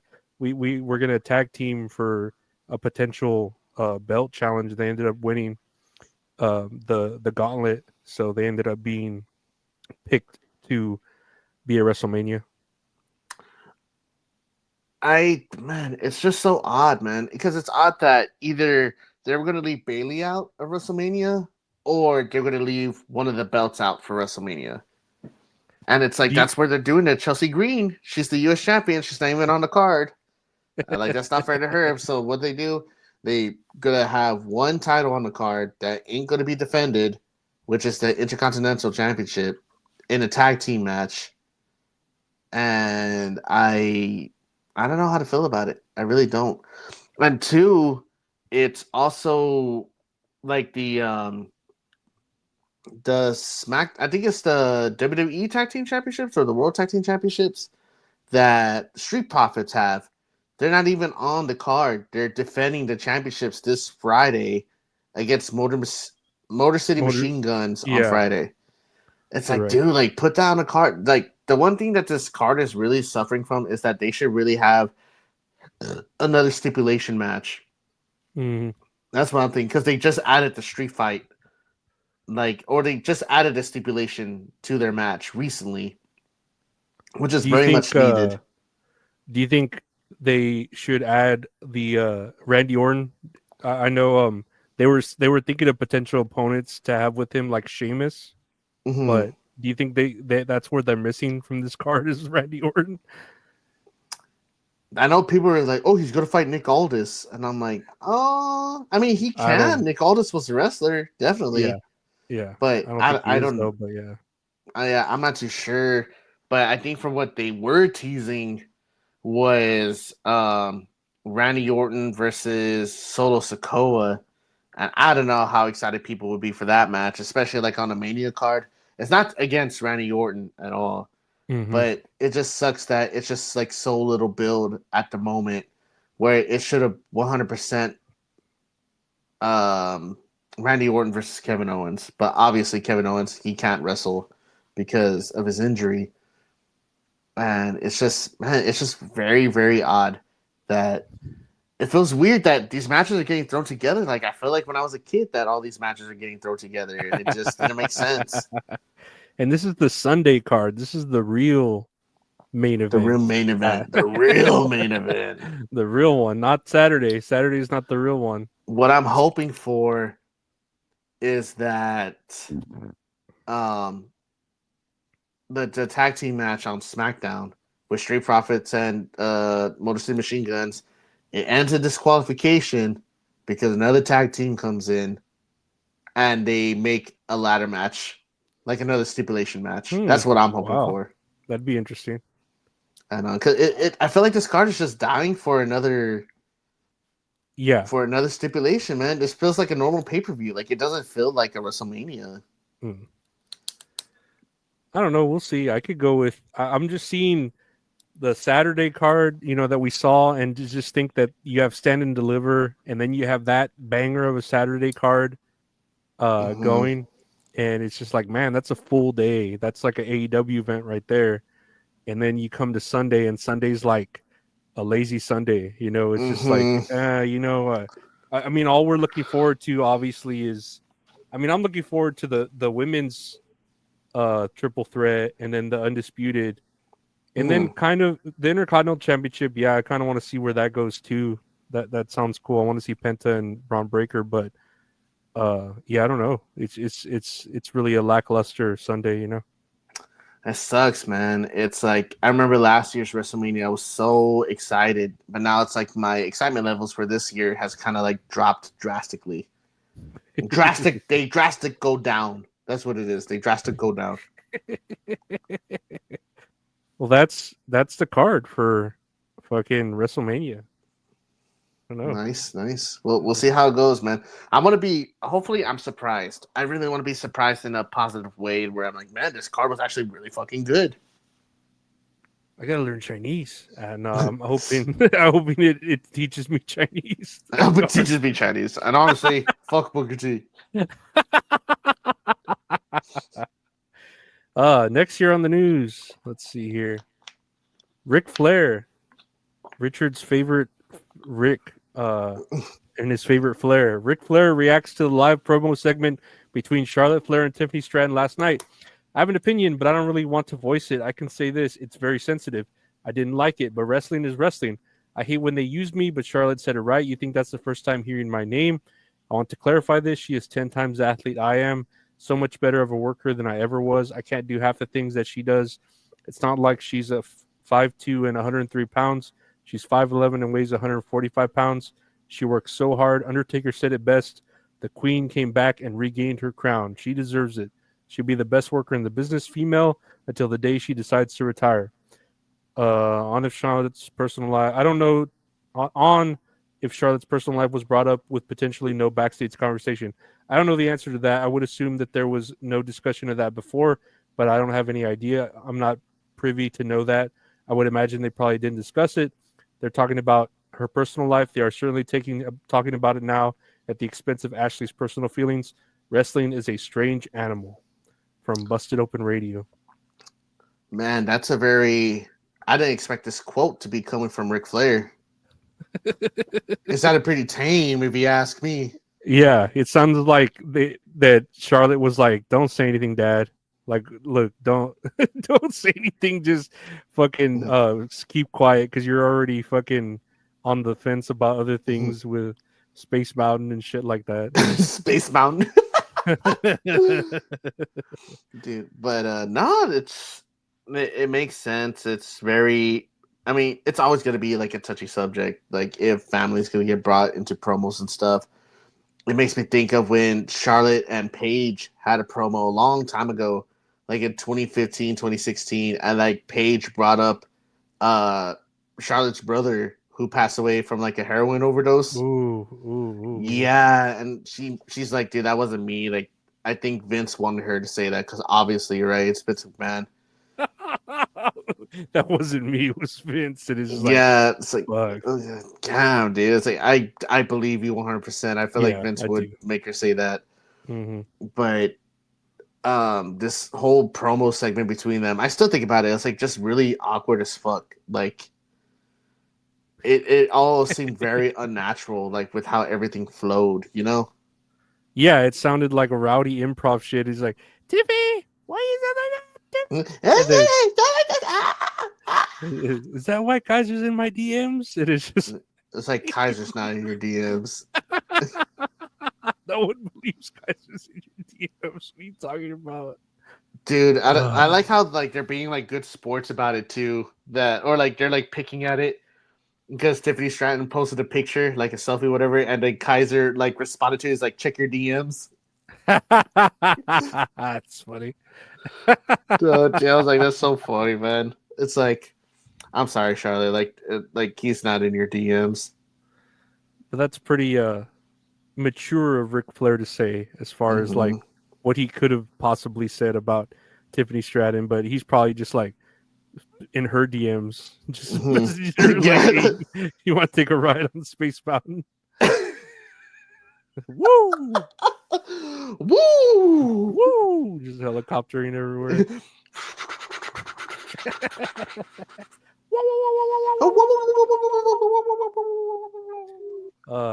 Great stuff.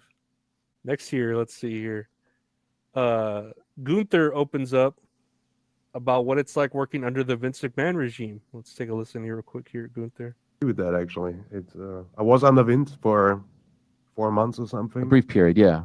And yeah, it was strange work experience. Can I ask why? I would say it was kind of like the direction was very confusing.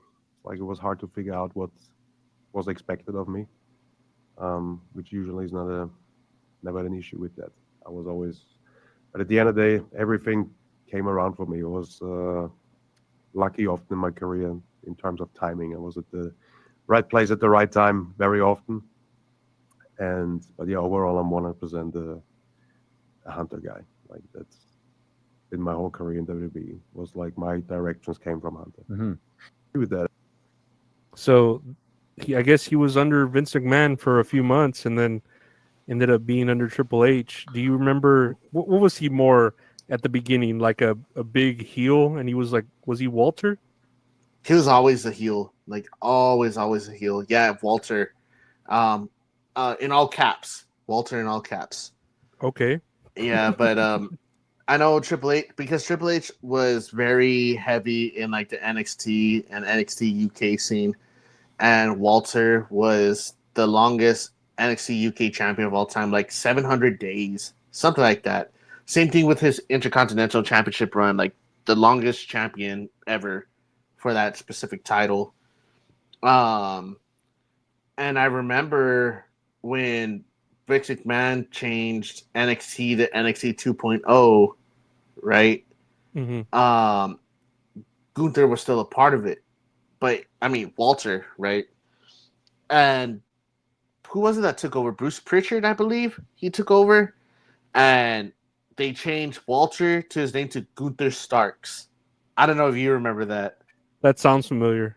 Yeah, to Gunther Starks, and everyone was fucking pissed off. It was like, man, like Vince is like ruining everything, and I understand like he was trying to change it to like more like an entertainment show. Like when NXT 2.0 started, like it was trash. I did not like NXT 2.0. The best thing that came out of it was probably Bron Breakker, like to be honest. But as like the regime changed again to where I don't know if Bruce Pritchard still runs NXT, but I think it's Shawn Michaels now who's like more on hands. They just changed it to Gunther, and then they allowed Gunther to go out there to like give a promo on like why he changed his name. And I think he said he changed his name to start like the new era of his career, like starting in NXT to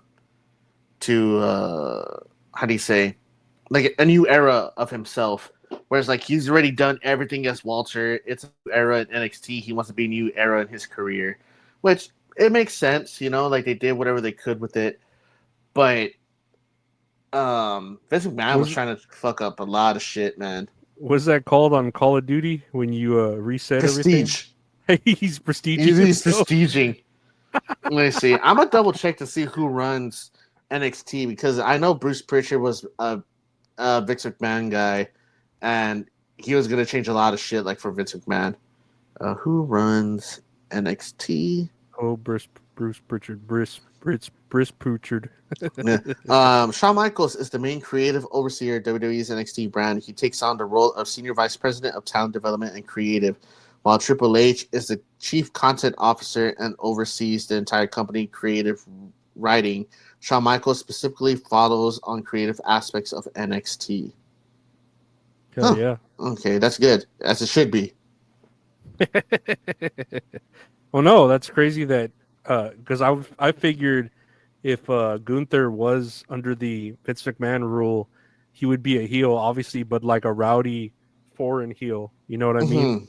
Where he's just like, "Os Van Doen and Gunther," and then he just slaps people or whatever.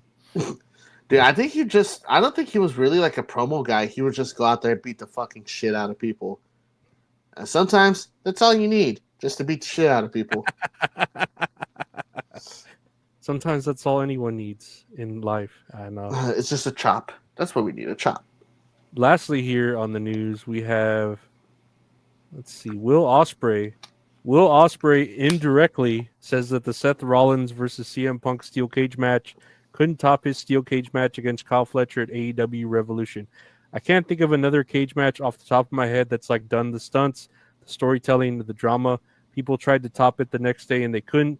So I could not believe the output and the support we got afterwards, and just how people thought it was one of the greatest steel cage matches ever. What do you think about him indirectly saying this about? I don't know, man. If you ask me, that sounds pretty directly. I don't know. I don't think I saw the Kyle Fletcher other match, but from this picture, they look like they're bleeding really hard, and the guy on the bottom looks like Steve-O. And Kyle Fletcher looks a little bit like Steve-O. But I don't know. I have nothing against it. Other than I remember the Seth Rollins and CM Punk match was pretty good. Except maybe that suplex where they're like, oh, that's off the top of the cage. But it was like he wasn't even on like the whole cage. He was kind of like towards the bottom. So it was like a top rope suplex. Yeah, I saw that. Yeah. But I don't know. I don't know why. I think the first comment on here was wrestlers will complain about tribalism and then say shit like this. Dude, yeah, man. I love Ospreay, but I feel like both of these matches were very, very good for their own specific reasons.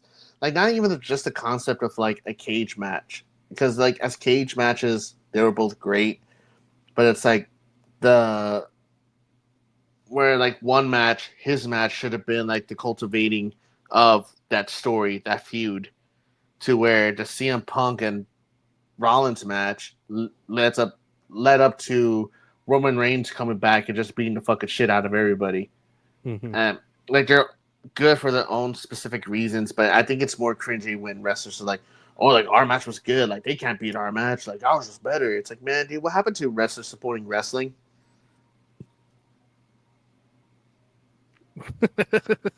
What happened to the ice cream truck? And I I was like, wait a minute. right on time. Nah, yeah, these wrestlers, I don't know, like even with the Swerve Strickland stuff, it's like everyone just wants negativity, especially I hate to say it, but I feel like on the AEW side, they want a reason to like bark back at these people that hate on them, you know, and it's just like, dude, AEW is just doing so many things like wrong. Look at the spot with Moxley and the fucking plank of wood with the nails. It's just like stuff like that where I'm like, God, dude. And then I watch it and I'm like, I don't know. This I can sit down and watch SmackDown and Raw and be excited for it and be cool and like, oh man, this is pretty cool. But then watching AEW, it's like a chore. It's like, oh, dude, it just doesn't feel right.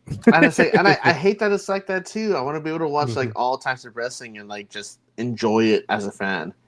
And I hate that the fact that it's getting to the point where I feel like I'm nitpicky. I'm becoming a mark, you know, like.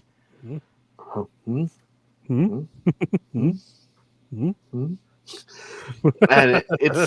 it sucks that I'm becoming like that, man. But it's now I'm just getting to the point. It's like, okay, like I understand that doesn't make sense, but like let it play out. But it's like this Death Rider story has been played out for a very long time, and then this Kyle Fletcher, Will Ospreay story is getting played out for a very long time, to where hopefully, and I don't want to say that saying like this other storyline with the triple threat is going to be perfect, because for all I know, I don't know what's going to happen after that match. If it's going to continue being those three, or if it's going to be Rollins and Reigns, or Rollins and Punk, or Punk and Reigns. Like, I don't know what's going to happen there. But yeah, this tribalism's cringy. Like, I really hate it. And I know most of the time when we talk about wrestling, we sound like WWE fans, but WWE does have flaws. Oh yeah, 100%. Like they all do. All the companies have flaws, but it's like the positives outweigh more than the negatives, where it's like vice versa for AEW. And I hate saying that, man, because they do put on good wrestling. It's very, very, very great wrestling. But when it's noticeable, it's hard to ignore. Yeah, and then especially with the toxic fans out there that want to like defend it by any means necessary, and it's just like dude, you need to take a look at the company and understand that they're not doing some things right, you know, like they need to, I don't know, they need someone better booking it, you know. And I mean, because we just talked about WrestleMania right now and how these matches were put together last minute, and it's just like, I don't know if I care about that. I don't know if I care about that. And it's the same with you know, these matches here. Like, I don't know if I care about that or care about this, and I don't know if I want to see Daniel Garcia versus fucking Adam Cole 3 times in a row, 4 times in a row, you know? Yeah. I understand. It's frustrating, man. And it sucks that where wrestlers complain about fans doing stuff like this, and then yet they're the ones tooting their own horns. They're the ones starting the battles between the fans. Overall, I think after all this, I think I gotta learn Chinese. I think I gotta eat Chinese. I think I gotta eat Chinese. Ben, actually, I don't know. Maybe I'll get that for dinner today. We'll see. I don't know. Chinese sounds good. I don't know what I'm gonna eat today. I've yet. I ate some croissant breakfast sandwiches this morning. They were pretty good. Those microwavable ones. That actually sounds badass. I ate part of my brisket sandwich from Buc-ee's. Damn, fancy. But yeah, we can take last year, look at the botches and stuff like that. Let's take a look here. Let's do it. Let's do it. What do we got? Let me see. Oh, I sent you this. Ludwig Kaiser, the first man of all time to be accused of cheating, and not a single soul believes he did. I swear this was whenever we had just finished the last episode, and I think I came on my Twitter. This had popped up, and I was like, "Oh my god, that is like the most truest thing." I wish I could. Oh man, just check your DMs. Check your DMs. Is that why Kaiser's in my DMs? And it's just like, dude, he's not in your DMs. dude. No. I'm sorry, Charlotte. I love Charlotte Flair so much, but Kaiser's not in your DMs. No, that's not happening, Charlotte. That's not him at all. Next here we have a point of view, a fan's point of view of Bron Breakker's spear on Carlito. Man. Let's see. Let me max this out. Oop, that's a little loud. Ah! Yeah.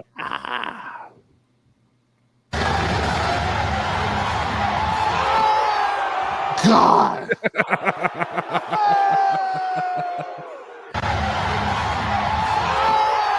God damn.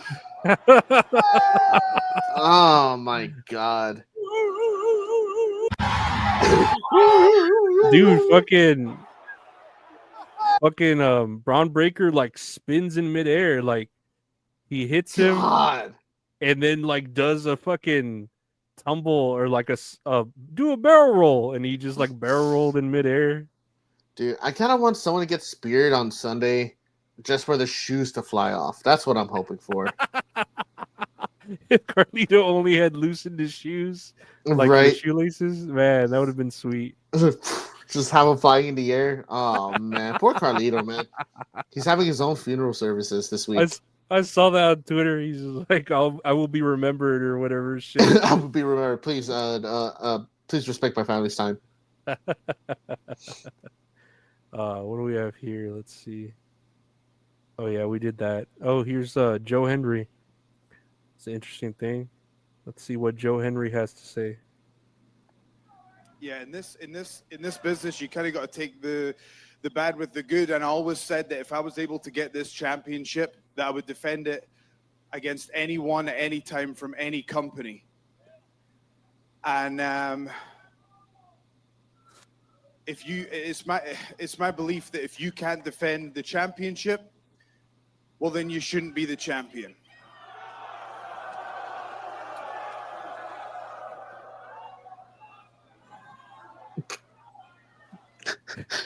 I don't know what context. At the end of that, it has a kid really pissed off.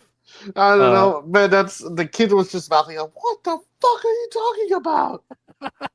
Where the fuck is Vicky? God damn it, Vicky! Where the fuck is Vicky?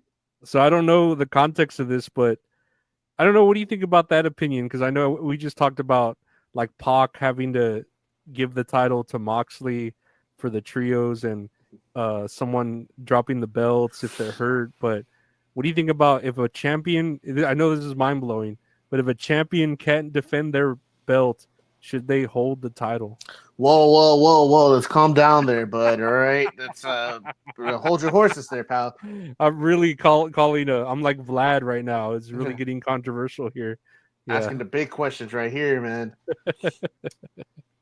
I don't care. It depends if they're going to be out for a long time. If you know you're going to be out for like 6 months, then you should probably vacate it.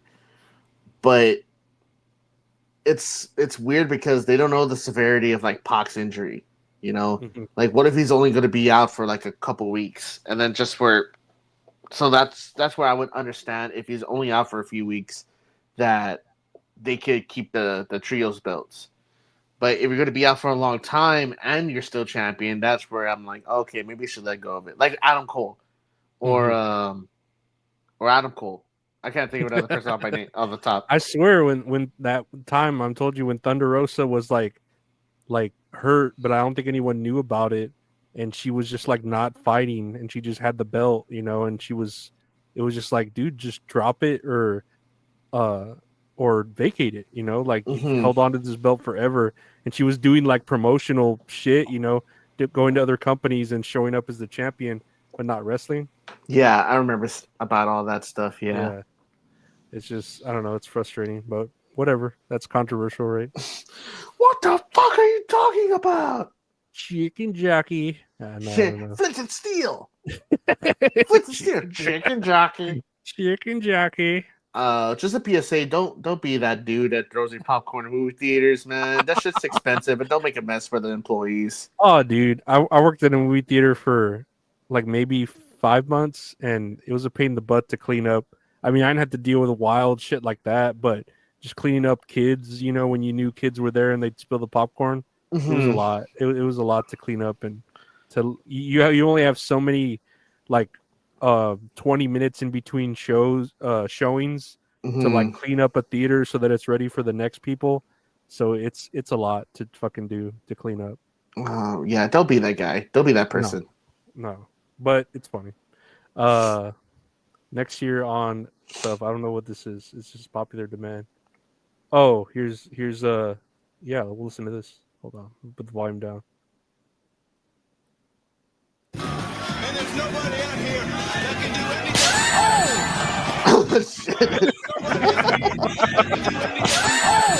I'm so glad he turned that down because that would have blown out my eardrums. I'm saying, 100%. I'm pretty sure this is gonna be loud of the rings being smacked out of Ricochet's head by Speedball. Oh man, poor Ricochet. I like Ricochet. He's doing his best work. He is doing. I didn't like him at first, but now that he's kind of calming down, talking shit directly at people and more talking at everyone, shit, it makes more sense. He's doing good stuff. I just like the fact that everyone's making fun of him because he's bald. Speaking of bald, and here's Mark Henry. Mark Henry cooking Hulk Hogan while on stage at a club. In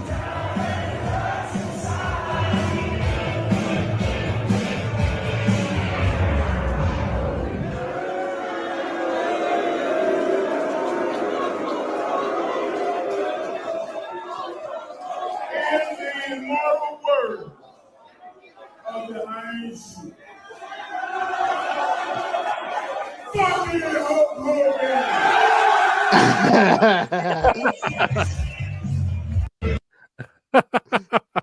I just love the fact that I never thought in my life that Mark Henry would be a DJ. That's mind blowing to me, dude. I don't know why. I don't know why. Oh man, that's funny that's the takeaway from that. That's the takeaway. Yeah, fuck Hulk Hogan. Yes, fuck the Hulk Hogan. Next year on this, we have The Rock wearing a New Japan Pro Wrestling shirt on his latest Instagram post. The Rock doesn't look as buff in that shirt. It just makes me laugh that he has a Rubik's Cube there too, as if like this is a huge puzzle of a photo, like he's just there looking at a Rubik's Cube. Dude, what if he buys New Japan? I don't think he knows like yens, like the currency. What if he buys the Rubik's company? Damn, that he rules the world. He's a billionaire, right? The Rock's a billionaire. Yeah, he's a billionaire. He's a fucking billionaire. That's fucking crazy. Good for him, I guess. Good for him. The Rock. Oh boy, I want your soul, Cody. I want your soul. I want your soul, Cody. Oh, Mama Rhodes. Mama Rhodes. Newly dropped official Cody Rhodes merchandise by WWE. Here's the Vegas Nightmare. Okay. I don't like the dollar sign over the dog's glasses. I think that's my biggest takeaway from this.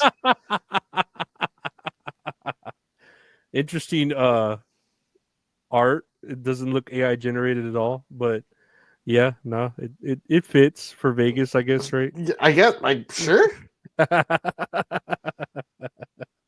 lastly here, and I think this will make you laugh. Just listen to the end of it. The end of it is where it gets funny. Oh no, I love voice cracks. Tony Shiavone with the cringiest voice crack of all time, and it's right at the end of the clip. Let's take a listen. Maybe on the verge of losing even more teeth as Bandito. 21 bucks. 21 bucks. 21 bucks. Let's take a listen. to this because I look at love the way it sounds. Maybe on the verge of losing even more teeth is Bandito. 21 bucks. 20.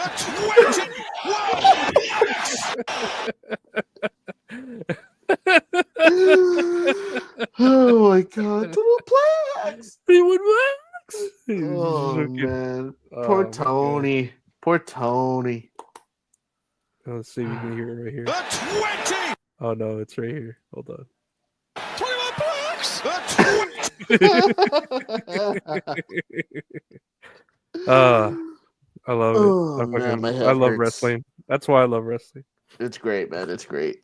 But that's another day of kayfabe. That's another day of That's All Kayfabe, guys. So I want to thank everyone for listening, liking, rating, reviewing, sharing, commenting, all that good stuff. Really appreciate it. Helps out the podcast. Gabe, what do you want to say to the people? Man, you took the words right out of my mouth, man. Like hitting that notification bell, liking us on YouTube, hitting that subscribe button, giving us a 5-star rating on Spotify, anywhere where you get your podcasts on all the podcast platforms. And next episode 73, where I believe we're just going to be talking about WrestleMania, like the recap of WrestleMania and everything. So please tune in for that. It's going to be a fun episode for that. Hell yeah. We'll be looking forward to it. Hopefully all of y'all are matched with the hype. And we'll see you all later next week. Take care and have a great rest of your day and all that. Latest.